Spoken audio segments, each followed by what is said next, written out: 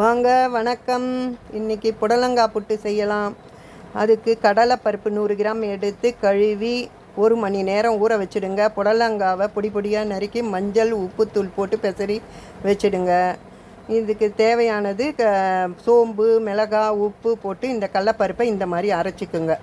வடைப்பருப்பை விட லூஸாக அரைச்சி வச்சுங்க. வாணலியில் எண்ணெய் 4 ஸ்பூன் எண்ணெய் விட்டு கடுகு, உளுத்தம்பருப்பு, வெங்காயம், கறிவேப்பிலை, மஞ்சப்பொடி இதெல்லாம் போட்டு நல்லா வதக்கணும். செவக்க வதக்கணும். கிட்ட பிறகு புடலங்காவை 2 தடவை கழுவிட்டு நல்லா புழிஞ்சி இது மாதிரி சேர்த்துக்கோங்க. சேர்த்து இதையும் நல்லா வதக்குங்க. பச்சை வாசனை போகிற மாதிரி நல்லா செவக்க வதக்கிட்டு கடலைப்பருப்பு அரைச்சி வச்சுருக்கிற கடலைப்பருப்பை அதுங்க கூட சேர்த்து நல்லா இந்த மாதிரி பரட்டி விடுங்க. பருப்போட பச்சை வாசனை போனதும் இறக்கிடுங்க.